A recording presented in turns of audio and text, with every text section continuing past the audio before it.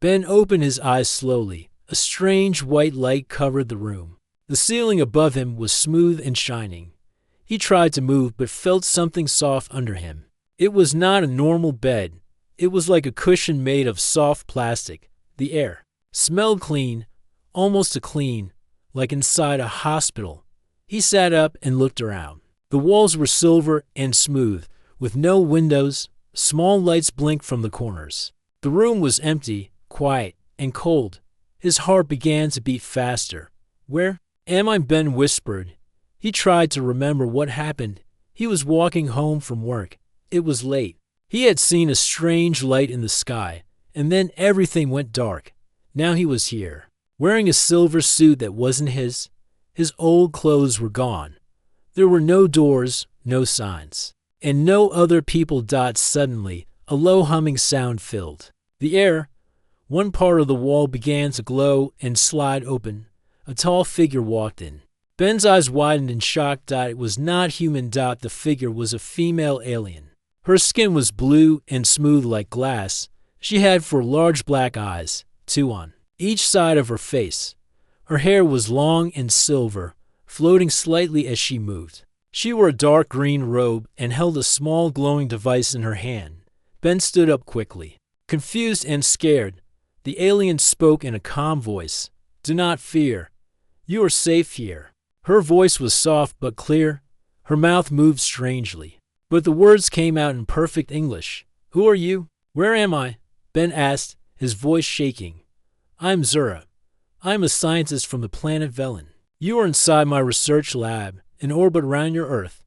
Ben's mouth dropped open. "A spaceship? You're serious?" Zura nodded. "You? We're chosen for observation. Your body and mine are part of the study." Ben took a step back. "You kidnapped me. That's what you call a study." Zura blinked slowly.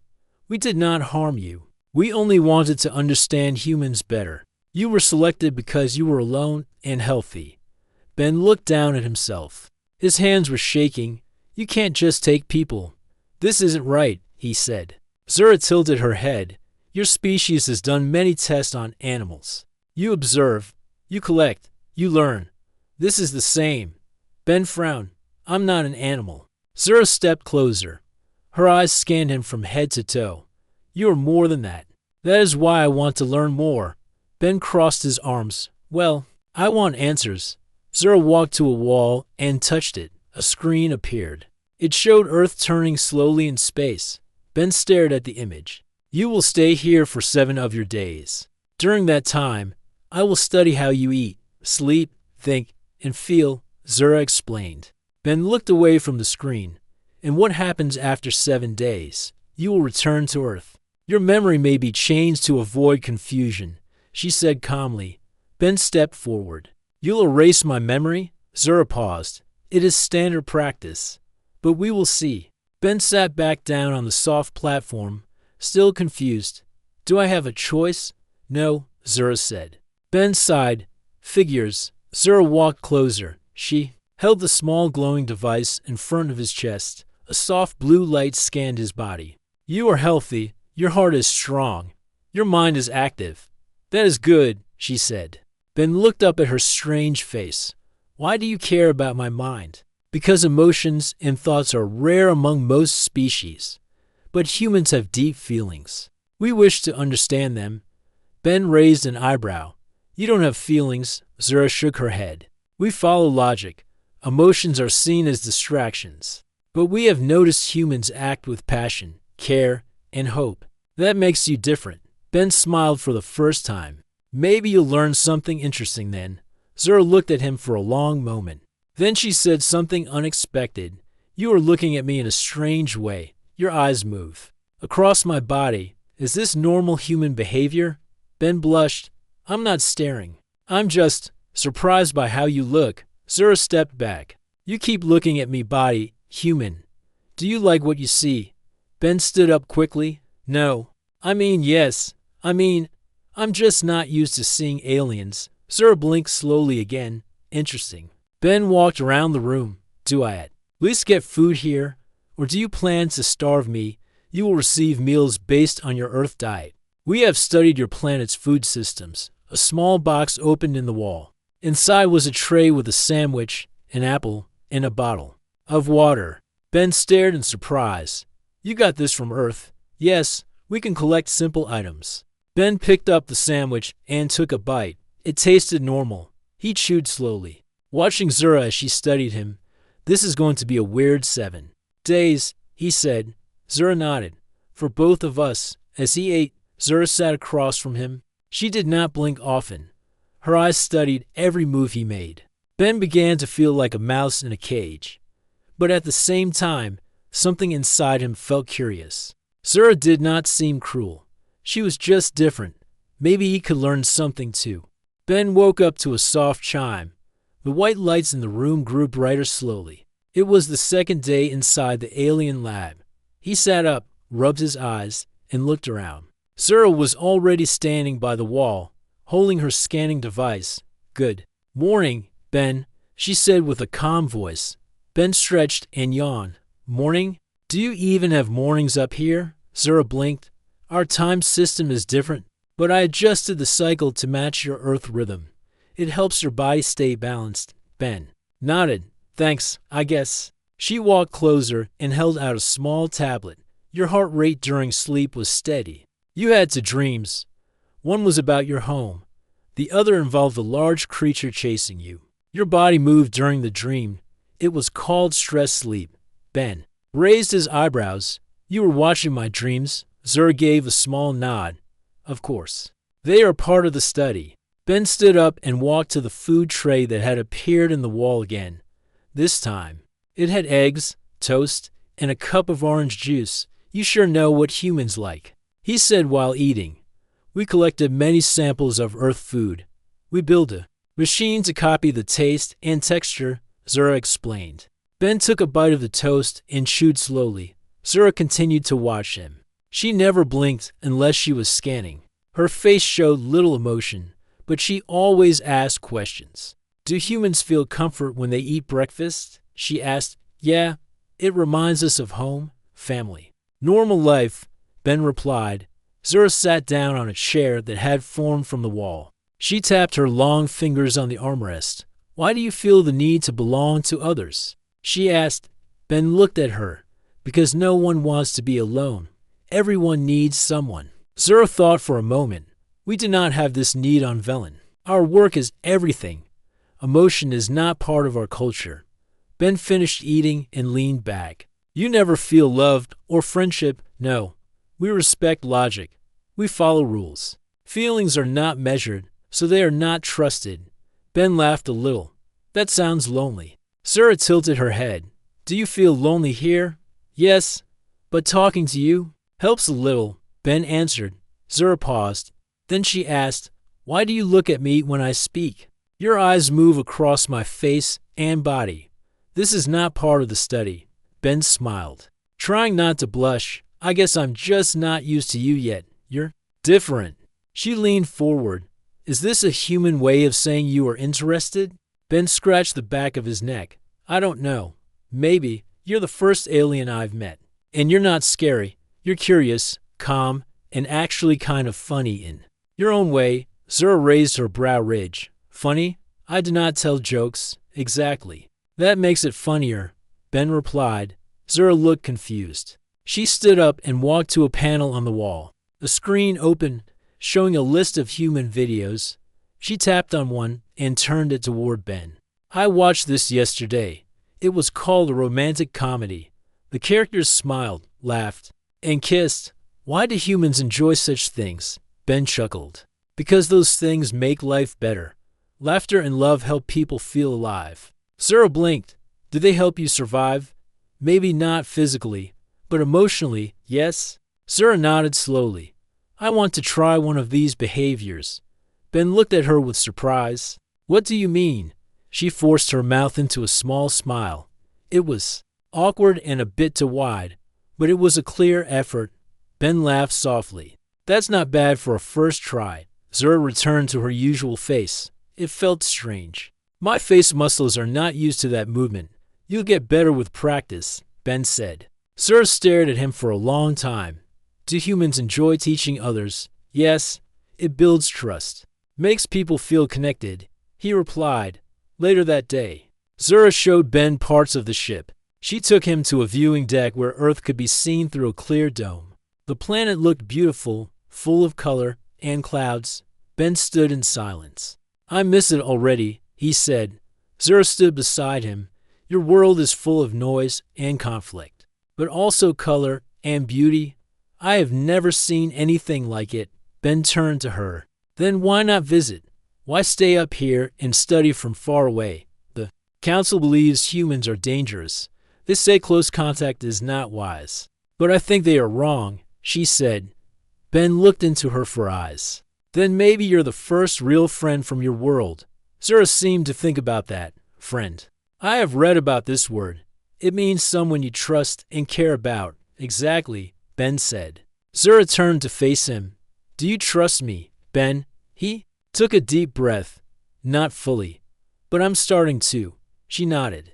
Then I will do my best not to break that trust. As they walked back to the main room, Zura said something that made Ben stop for a moment.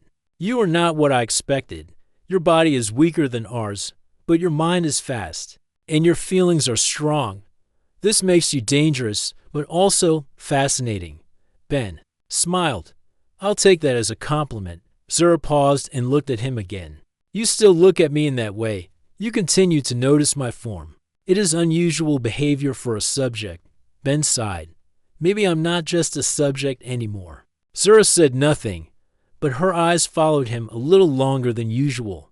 The day ended, with both of them sitting across from each other. Zura asked more questions. Ben answered with honesty and humor. Something was changing. The lab was still cold and strange, but now it felt less like a prison and more like the beginning of something new. The mountain was quiet after the challenge. Rima no longer felt the same pride she had before. She had lost, but not in shame. Her opponent had not mocked her. He had fought with respect. That made her defeat harder to ignore and harder to hate. The clan went back to their daily life. Warriors trained. Hunters returned with meat. Elders told stories near the fire. But Rima walked alone along the cliffs. Her spear was now used for walking, not fighting. She kept thinking about Tomel. Not just his strength, but his calm, his control. He did not act like someone who needed to prove anything. He did not raise his voice or show off. He had won without hurting her. That made her curious. 2 days later, she found him near the edge of the forest. He was kneeling by a strange rock. His hands moved over him. Its surface, a small device floated beside him, scanning. What are you doing? Rima asked. Tomel looked up and smiled lightly, studying. This stone is not natural. It is part of something older. Rima raised an eyebrow. Older than the mountain, older than your clan, maybe older than your people, he said. She stepped closer. You came here to study rocks. I came here because of a signal. A low pulse from beneath the ground. Very old tech, human-like, but not from Earth. I believe it is hidden under this mountain. Rima stared at him. You think something is buried here? Yes, Tomel said. And I think your people have forgotten what lies beneath. Rima frowned. The mountain is sacred. Our stories say fire once came from it, but that was long ago. Sometimes stories hide truth, Tomel said. They change over time, but the truth stays buried. Rima knelt beside him. The stone had strange lines, not like cracks, but marks shaped with purpose. This is not natural, she admitted. Tomel nodded. Will you help me find out more? Rima hesitated. If my clan finds out, they may think I dishonor our ways. Then, don't tell them yet. Just walk with me. Learn what you can. Then decide. She looked at him again.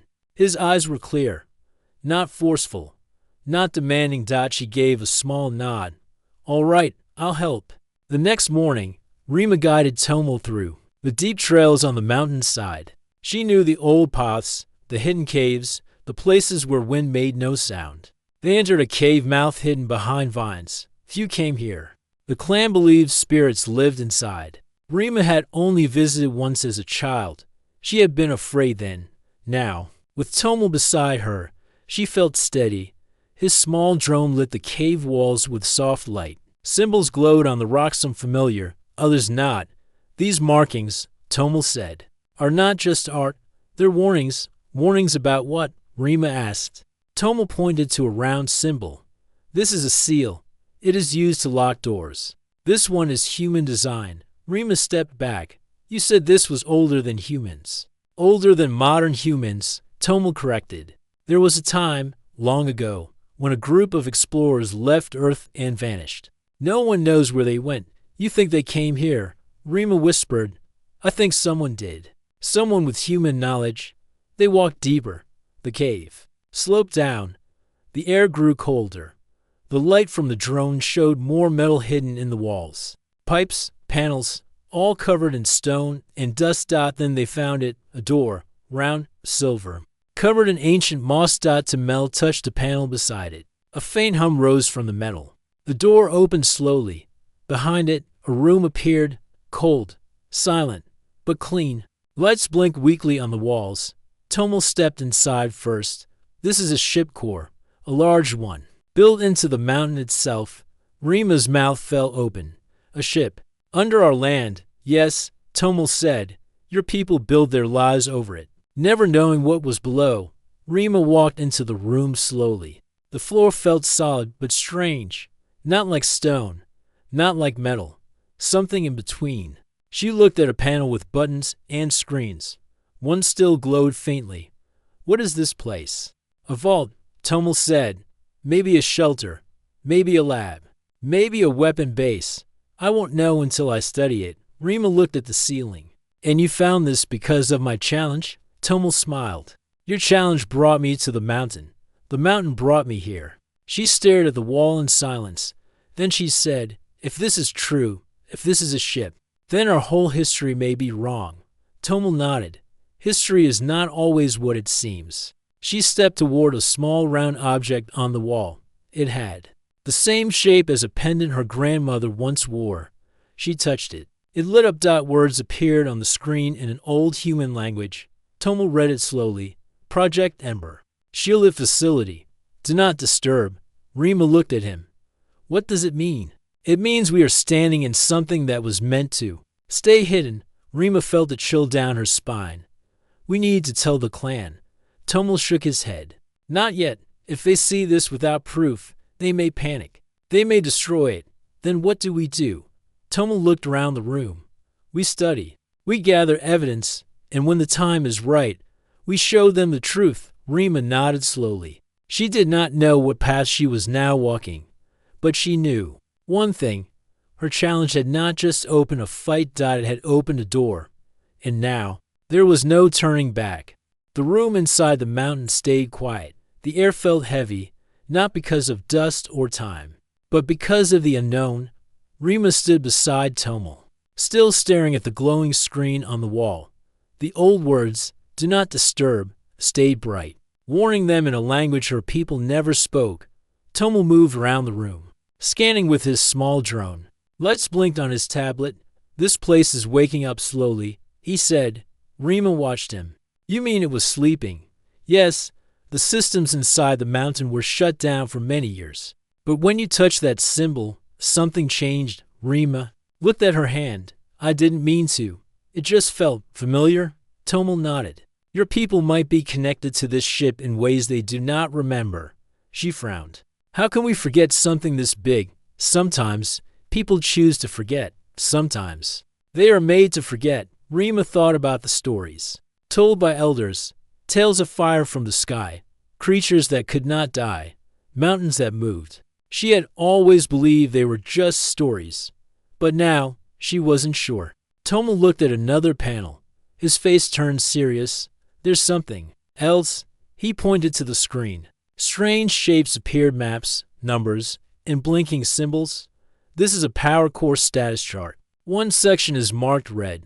What does red mean? Rima asked. Danger. Something inside this mountain is unstable. A part of the system is damaged. If it fails, it could release energy like fire. She asked. Worse, Tomel said. Something that could destroy your valley.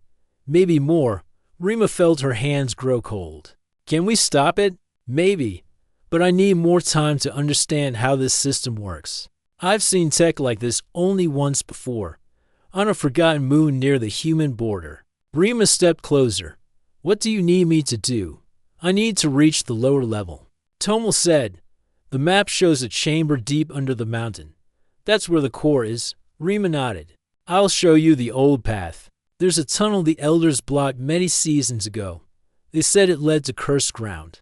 Tomel gave a short breath. Then that's probably the way. They left the hidden chamber, marking the entrance with a symbol only Rima would know. She covered it with branches and rock. If anyone followed, they would not see the opening easily. As they walked through the forest toward the blocked tunnel, Rima asked quietly, "Why are you really here, Tomel?" He looked at her with calm eyes. "I came to explore. But I stayed. Because of you. Because I challenged you?" She asked. "Because you listened. Most people only speak. You chose to hear something new." Rima stayed quiet. She didn't know how to answer that. They reached the tunnel by sunset. It was hidden by thick roots and broken stones. The air around it felt cold, not wind, but something deeper. Rima pulled away the covering. A narrow path led into the dark. Tomel turned on a small light and stepped in first. The tunnel was tight and curved down like a spiral. Walls were marked with old symbols again. Rima touched one with her fingers. "This symbol means safe path in old clan tongue," she said. Tomel scanned it. "It also matches an old earth sign for emergency exit. Then our language shares something?" she asked. "Or your language came from something older than both of us?" The deeper they went, the warmer the air became. Soon, the stone walls turned smooth. Lights blinked on without touch. They reached a large door. It opened slowly when they stepped close. Inside was a round chamber filled with strange machines. A soft hum echoed through the room. In the center was a tall column of light, glowing blue and red. "That is the core," Tomel said, "and it's damaged." He walked to a screen and began working. Rima stayed alert, watching the walls. Suddenly, a soft voice echoed through the room. It was not loud. It was not harsh. But it made the air feel colder. Human presence confirmed. Access denied. Warning, core instability rising. Tomel frowned. "The system thinks I'm not allowed. It's locking me out. What can we do?" Rima asked. "I need to connect my tablet and trick the system. But if I fail, the core may overload." Rima stepped beside him. "Then don't fail." Tomel smiled faintly. "I'll try not to."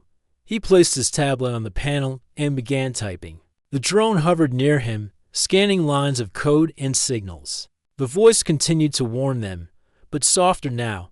Rima looked at the glowing core. The red pulse was faster now. The hum grew louder. Tomel wiped sweat from his forehead. His hands moved fast, but his face stayed focused, just a little more. He said, Then the voice stopped. The room became silent. The red lights faded. Only blue light remained. Rima looked around. "What happened?" "I stopped the overload. For now." Tomel said. She let out a slow breath. "You saved the mountain?" "Maybe. But we still have more to learn," he said. "This ship is only part of something bigger." "What do you mean?" Tomel looked at the wall screen. A new symbol appeared. It showed a star map. Many worlds, many paths, and one glowing dot in the center. "This mountain is a piece of a larger system. I think it was part of a network. A warning system, or maybe a key." Rima stared at the map. "How many places like this are there?" "Too many," Tomel said. "And someone may be trying to wake them all." Rima touched the map screen. "Then we must stop them." Tomel nodded. Well, they stood together, facing the map, knowing their journey had only begun. Snow covered the village roofs as the sun sank behind the mountain. Smoke rose gently from fires where the people cooked, shared stories, and sharpened blades. From a distance, it looked peaceful. But inside the chief's longhouse, there was no peace. Rima stood before the council again. Her voice was calm, but her words were strong. "The mountain holds a machine that once gave power to many worlds. But it is broken." Tomel stopped it from releasing energy that could have destroyed us all. The elder named Vero narrowed his eyes. "And you believe this human? What if he planted this machine? himself to gain your trust. Rima stepped forward. I saw the machine with my own eyes. My hands touched the stone it rested under. I saw the symbols. They matched the old clan signs. That cannot be a lie. The chief raised his hand. What do you want us to do? We must seal the lower passage again, Rima said. Not out of fear, but for safety. And we must learn more. There are other places like this one. If others try to wake the machines, we must be ready. One of the elders asked, You think others know about this? Tomel stepped in now, standing beside Rima. Yes, he said. My scanner picked up signals from outside this land. Faint, but real. Someone far away is trying to speak to the system in the mountain. Speak, Vero asked. Command it, Tomel replied, or control it. Whispers moved around the council room. Vero shook his head. You bring danger with you, human. We had peace before you arrived. Rima looked at him. No, we had silence, not peace. The truth was buried, not gone. The council ended without decision. The elders needed time to think. Rima left the longhouse and walked into the cold night. Tomel followed her. They don't all trust you, she said. Tomel nodded. I know, but I do, she added. That made Tomel smile a little. Later that night, the village slept. The fires burned low. The wind moved through the trees. Vero stood at the edge of the village. Alone in the dark, he whispered something, and a small round device in his hand blinked with red light. Far away, in the shadows of the valley, something answered. 3 figures moved through the trees. They wore black armor, not made by the clan. Their faces were covered. Their eyes glowed dimly with blue light. They had arrived. The next morning, Rima walked to the training field. Warriors gathered there, some practicing with spears, others with bows. Tomel stood near the edge, helping a young boy lift a metal plate. The people were starting to accept him. Slowly, Rima smiled, then turned when she heard footsteps behind her. It was her father. You've grown, he said. I've had to, she replied. You brought truth to our feet. He said, That is not easy. I only did what I thought was right. The chief placed a hand on her shoulder. Then keep doing it. Suddenly, a loud horn echoed from the eastern side of the village. 1 blast, then 2, then silence. It was the signal for danger. Rima and the chief ran toward the gate. Tomel joined them. Several guards were already there, weapons ready. A young scout ran down the path. We were attacked at the old tunnel, he said. 3 strangers in black armor. They knocked out 2 of our guards and escaped into the forest. Tomel's face grew serious. It's them, the ones trying to control the system, Rima asked. How did they get here so fast? Tomel looked around. Someone helped them. They returned to the village center. Rima called a meeting with the elders. This was not an accident. Those attackers were not from our world. They were ready. They knew where to go. Someone told them. All eyes turned to Vero. The old man stood still. Rima stepped closer. You were the one who spoke against us at every step. You said the machines were not our concern. You said Tomel brought danger. But it came from behind us, not in front. Vero looked angry. I did what I thought was right. I sent a message. I wanted help to stop the human from opening old wounds. You invited our enemy, Rima said. I warned them, that's all, Vero replied. I thought they would only watch. Tomel stepped forward. They don't watch, they take. That's what they've done on other worlds. The chief stepped in. Vero, your actions put the clan in danger. You will no longer speak in council. You will remain under guard until we decide your punishment. Vero said nothing. He only looked down. That night, Rima, Tomel, and 2 warriors prepared to return to the mountain. The tunnel had to be sealed before the attackers found another way and as they walked into the woods. Tomel spoke. These people in black armor, they are called Seekers. They search for lost tech across the galaxy. Not to protect, but to control. Rima asked, why do they want this machine? Because it can power entire cities or destroy them. Whoever controls it becomes stronger. Rima tightened her grip on her spear. Then we cannot let them win. When they reached the mountain entrance, the snow was disturbed. Footprints led inside. They're already here, Toma whispered. They entered the tunnel slowly, torches and scanners ready. The air felt wrong, heavy like before a storm. Inside the chamber, the core was glowing red again. Toma ran to the panel. They activated it, but only halfway. They don't understand it. A loud sound echoed behind them. The three armored seekers appeared, standing at the tunnel entrance. Rima raised her spear. Toma whispered, "Hold them off. I can shut it down again. But I need time." Rima nodded. She stepped forward, ready to fight. The cold wind blew over the mountain, but the fire inside the clan was warm. Rima stood in the center of the village with Toma beside her. The crystal from the secret chamber was safe in her hands. Its light glowed soft and steady. The crystal holds more than history, Toma told the elders. It holds a message of peace, a plan for the future. But there's danger. The ones who attacked us won't stop. Rima nodded. We must go to them. We cannot wait for another attack. We must stop them before they strike again. The chief looked at his daughter. His face was proud, but heavy with worry. You will leave our land? He asked. Rima placed a hand on his arm. For the clan, for all worlds, I will return. The decision was made. The next morning, Toma's ship was brought from the valley where it had landed weeks ago. The ship was small but strong, with silver wings and a blue light at its center. Rima had never flown before. She had only seen the stars from below. Now she would rise among them. As the ship lifted off the ground, the clan watched in silence. Some raised their hands in farewell. Some touched their hearts. The sky opened above them. Inside the ship, Rima sat beside Toma. Her eyes stayed on the window. The stars look different up here, she said. They always do, Toma replied. But once you've been among them, you'll never see them the same way again. They traveled for many hours through space. Planets passed by, like shining stones. Lights blinked on the screen in front of Toma. This is the signal we picked up from the attackers, he said. They're hiding on a broken moon called Varnus. It was once a colony, now forgotten. Rima leaned forward. Do they have many fighters?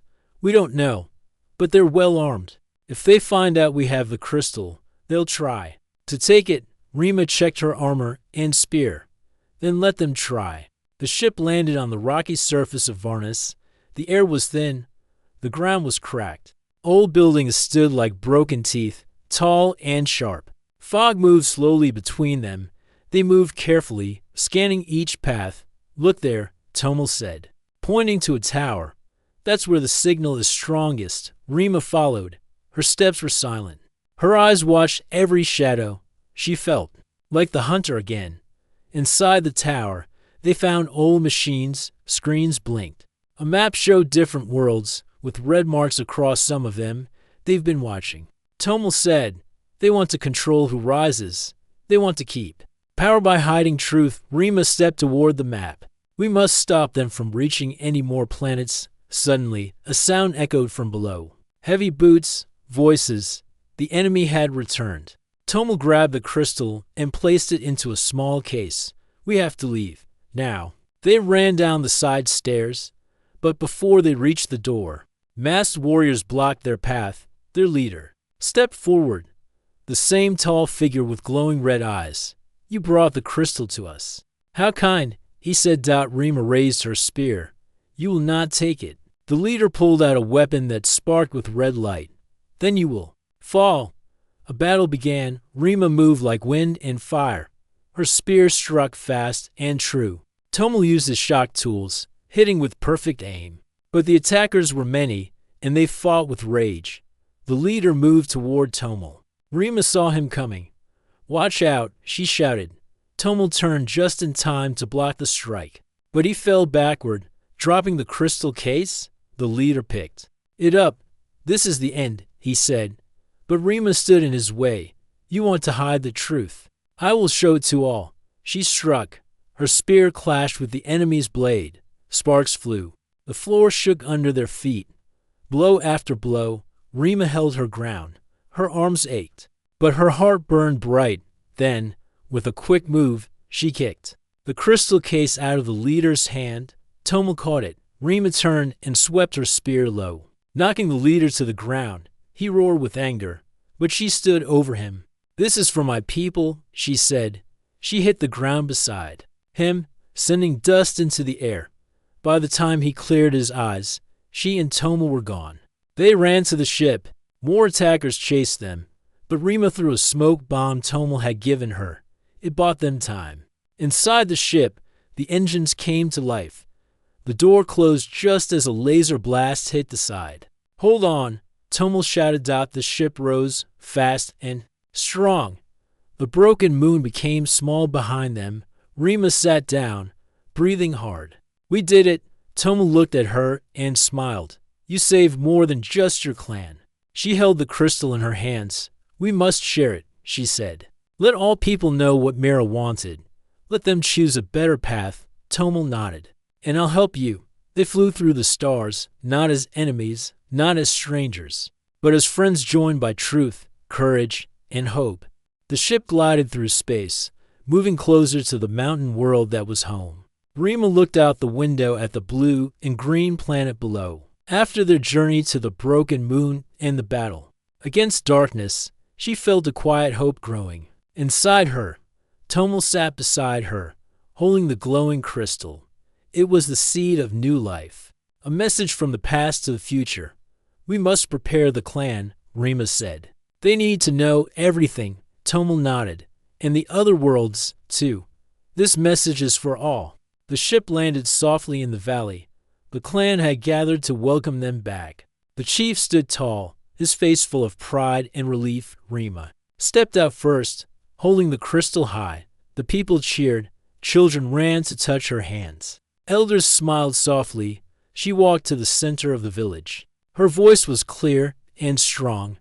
"We carry a message from our past," she said. "A story of a human who lived among us, of a crystal that holds the power to heal, to bring peace." The chief added, "This truth is now ours.